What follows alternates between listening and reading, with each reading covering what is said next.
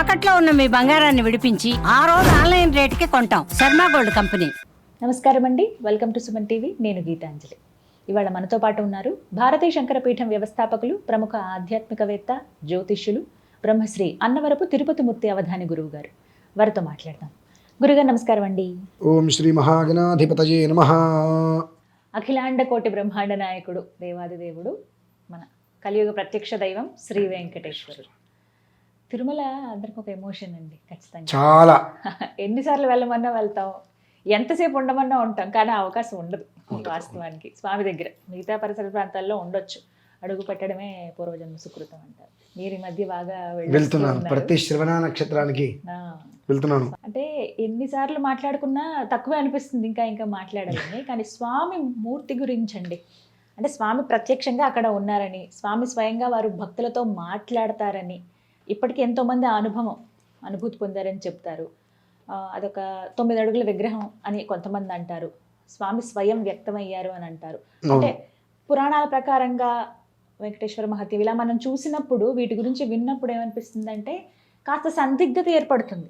ఏది నిజం, వీటిలో ఏది నిజంగానే స్వామివారి రూపానికి కేశాలు ఉంటాయా, ఆయన ఎలా ఉంటారు, నిజంగా మాట్లాడితే ఏమని మాట్లాడేవారు, మరి ఇప్పుడు ఎందుకు మాట్లాడట్లేదు, ఇప్పటికీ మాట్లాడతారు, మరి మనతో ఎందుకు మాట్లాడరు, ఇలా ఎన్నో సందేహాలండి.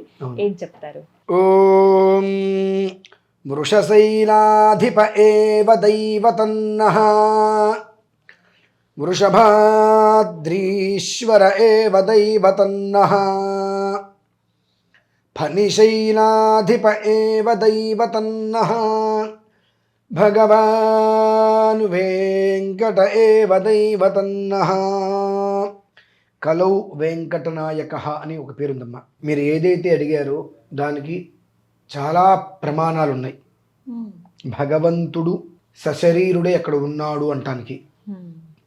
పూర్వకాలంలో ఎప్పుడూ కూడా స్వామివారు అందరితోటి కూడా సంభాషిస్తూ ఉండేవారు. తర్వాత కాలంలో కలి అనేటువంటిది రాజ్యం అనేటువంటి స్థితి ఏర్పడినప్పుడు ఎంత మౌనంగా ఉంటే అంత మంచిది, వీళ్ళెవరితోటి పెట్టుకోకూడదని స్వామివారు మౌనంగా ఉండడం కూడా జరిగింది. దానికి కొన్ని ప్రమాణాలు, కొన్ని విధానాలు ఉన్నాయి. అవన్నీ చెప్పకుండా క్లుప్తంగా కొన్ని విషయాలు చెప్తున్నా. అయితే అక్కడ ఉన్నది అమ్మవారు. ఇతపూర్వం కూడా మనం చెప్పుకున్నాం. అంటే స్వామివారి వద్ద ఆదిశంకరాచార్య స్వామివారు శ్రీచక్ర ప్రతిష్ఠ చేయడం జరిగింది. అలాగే గరుడ ఆల్వార్ నుంచి లోపల గుమ్మానికి వెళ్తుంటే మీకు కుడి చేతి పక్కన ఆదిశంకరాచార్య స్వామివారి ఫోటో కూడా ఈ రోజుకి మీరు చూడవచ్చు ఖచ్చితంగా, ఎలాంటి సందేహము లేదు. ఇదంతా ఒకెత్తైతే స్వామివారు మూర్తి భవించినటువంటి, సశరీరంగా మూర్తి భవించినటువంటి మూల విగ్రహం అని ఎలా చెబుతారు అనేటువంటిది అందరికీ డౌట్ వస్తుంది. మీకు కూడా రావచ్చు. మీరు ఒక ప్రయత్నం చేయండి. మీ ఇంట్లో ఒక రాయి తీసుకొచ్చి పెట్టండి. ఆ రాతికి రోజు పచ్చకర్పూరం పెడుతూ ఉండండి. కొన్ని రోజులు పగిలిపోతుంది రాయి పగిలిపోతుంది. మరి ఇన్ని వందల సంవత్సరాలుగా స్వామివారికి పచ్చకర్పూరం ఇక్కడ పెట్టింది. మరి ఎక్కడైనా ఏమాత్రమైనా మనకు తేడా కనిపిస్తుందా?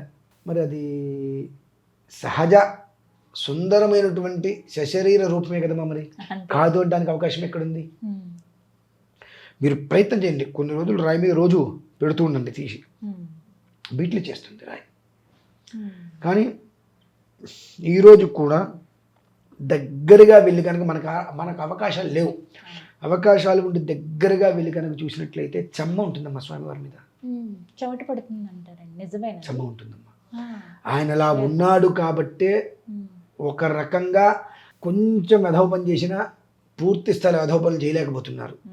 అక్కడ నేను కొంతమందిని మామూలుగా వెళ్ళినప్పుడు అడుగుతూ ఉంటాయి, ఇక్కడ బాబు ఇలాంటి విధానాలు నడుస్తుంటాయి ఏంటి అంటే, స్వామి కొండ మీద ఎవరు ఏం చేసినా, ఎంత సంపాదించినా, ఇంటికి వెళ్ళేటువంటి డబ్బు మాత్రం నెలకొచ్చే జీతం మినహాయిస్తే ఏ రూపాయి ఇంటికి వెళ్ళదు. ఏ రకంగా వచ్చింది ఆ రకంగా పోతుంది అదని చెప్పి ఎంతోమంది చెప్పారమ్మా.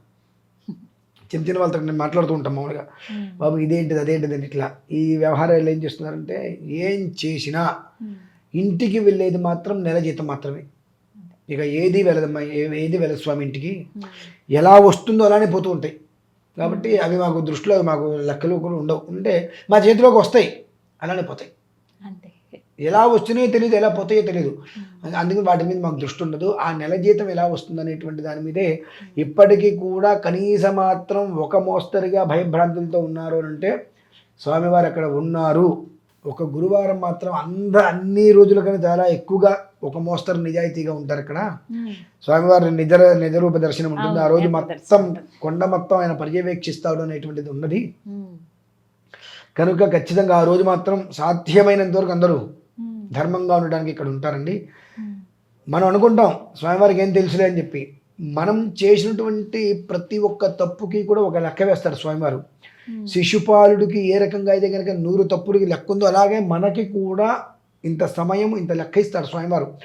ఆ లెక్క మనకు పూర్తయిన రోజు నాడు మనం ఉంటామో ఊడతామో పోతామో కూడా మనకు తెలియదండి అనేటువంటి చాలామంది అక్కడ చెప్పారమ్మా. అలాగే స్వామివారి మీద మనం ఎంత ప్రేమ భక్తి కాదమ్మా, ప్రేమ. భక్తి ఏముంది, మాటకు ఒకటి మారిపోతూ ఉంటుంది. ప్రేమ, మనం ఎంత ప్రేమ అయితే చూపిస్తామో అంత ప్రేమ తిరిగి ఆయన మనకి ఇస్తాడు. అది మాత్రం నేను చాలాసార్లు అనుభవించాను. లాస్ట్ టైం కూడా నేను చాలా తృప్తిగా అనుభవించాను. నిన్న కూడా శ్రవణ నక్షత్రం రోజు నాడు 1.5 గంటలో కొండెక్కానమ్మా. చాలామంది మీ వీడియోస్ పెడుతూ ఉంటారు సినిమా వాళ్ళు, మీరు 2.5 గంటలో కొండెక్కేసి అంటే ఎలా ఎక్కుతారో ఏంటో అనుకుంటూ 10 గంటల 15 నిమిషాలకి కొండ మొదలుపెట్టా ఒక్కనే. కాస్త రుద్రపారాయణ మనసులో మొదలుపెట్టి సరే మంత్రం చెబుతుంటే ఆయాసం వస్తుంది అని చెప్పి లోపల స్వామివారి యొక్క నామాన్ని తలుచుకుంటూ 10 గంటల 15 నిమిషాలకి మొదలుపెట్టానండి. 12:30 గంటలకి పైకి వెళ్ళిపోయా. శ్రీవారి మెట్లు ఎక్కారండి. ఎలా వెళ్ళా ఇలా ఉంటే మెట్లు అవునండి, ఒక స్థితిలో కాలు పనిచేయదండి వెళ్ళటానికి, అసలు ఇంక మోకాళ్ళు వచ్చేస్తాయి. ఇలా వెళ్ళిపోయా. అలా వెళ్ళి కొండెక్కేసేసి గడగడగడ రూమ్కి వెళ్ళిపోయా. అక్కడి నుంచి బండి వేసుకుని కిందకు వచ్చేసా. అంటే మనం ఆయన మీద ఎంత ప్రేమగా ఉంటామో ఆ ప్రేమతత్వం ఆయన మన మీద చూపిస్తే ఎలా ఉంటుందో కూడా అలా ఉంటుందమ్మా. అది విగ్రహం అంటానికి వీల్లేదు. ఎందువల్లంటే సార్ ప్రత్యక్షంగా మీరు ఒక ప్రయత్నం చేయండి, అక్కడ సశరీరంగా ఉన్నాడు, కాకపోతే రూపలావణ్యంతో ఉంటాడు ఆయన. చాలా అందంగా ఉంటారు. ముట్టుకుంటే మెత్తబడదు శరీరము. మనకు మల్లూరులో నరసింహస్వామి వారి దగ్గర ఎలా హృదయం నొక్కితే మొత్తం అంత లోపలికి వెళ్ళిపోతూ ఉంటుంది. అక్కడ హృదయం మాత్రమే లోపలికి వెళ్తుంది, శరీరం మొత్తం రాయిగానే కనిపిస్తుంది. అలాగే స్వామివారు చూడటానికి ఒక విగ్రహ రూపంలో ఉంటారు. శశరీరుడు కాదు అని అంటే ఆయనకి అంత పచ్చకర్పూరం పెట్టినప్పుడు నిలిచి ఉండదు కదమ్మా. నా వ్యవస్థ వేరు, రాయి మీద పెట్టి చూడండి భిన్నమవుతుంది. కాబట్టి ఎలాంటి సందేహము లేదు. ఆయన గురించి ఏది చెప్పినా ఎంత చెప్పినా తక్కువే. మరొక్కసారి నేను చెప్తాను, ప్రతి మనిషిని కూడా శ్రవణ నక్షత్రం అనేటువంటిది ఒక దీక్షగా పెట్టుకొని 7 సార్లు శ్రవణ నక్షత్రం రోజునాడు స్వామివారి దర్శనం చేసుకున్నా చేసుకోకపోయినా 7 సార్లు మాత్రం ప్రతి శ్రవణ నక్షత్రానికి కొండ ఎక్కే ప్రయత్నం చేయండి. ఒకరోజు మీకు దర్శనం ఇవ్వాలని చెప్పి ఆయన అనుకుంటాడు, ఆ రోజు నాడు రాజమార్గంగా మీకు దర్శనం దొరుకుతుంది. స్వానుభవ రీత్యా నేను మాట చెప్తున్నానమ్మా.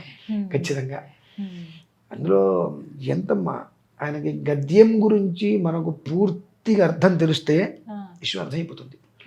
వేద పండితులు కూడా అక్కడ బయట వచ్చినప్పుడు ఎలా ఉన్నా లోపల ఉన్నప్పుడు ఒళ్ళు దగ్గర పెట్టుకుని ఉంటారు ప్రతి ఒక్కళ్ళు. అంటే వేద పండితులు కాదు, లోపల ఉన్నప్పుడు పారాయణ చేస్తున్నప్పుడు భయభ్రాంతులతో ఉంటారు. ఆయన వింటున్నారు. సుప్రభాత సేవలో 1-2 సార్లు నేను వెళ్ళా. చాలా జాగ్రత్తగా, ఎలా పడితే అలా కాకుండా ప్రణాళికగా. అంటే మనం మామూలుగా అని అనుకుంటాం కదా, ఆయన వింటున్నారు. ఏదన్నా అక్షర దోషాలు పడితే అది మనకు మన ప్రమాదం. వాళ్ళకి ఎందుకు అక్షర దోషాలు పడతాయి, కానీ ఒక భయం. ఆ భయంతో అక్కడ చాలా జాగ్రత్తగా వాళ్ళు సుప్రభాత సేవలు చేస్తారమ్మా. 3 గడపలు దాటి 4వ గడపలోకి వెళ్ళిన దగ్గర నుంచి దాదాపుగా సైలెంట్గా ఉంటారు. బయట అరుపులు పోండి పోండి అన్నట్టుగా లోపల అరుపులు ఉండవమ్మా.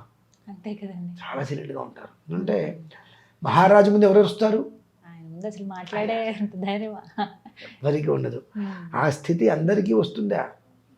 అందుకని కలవు వెంకట నాయక అన్నారు.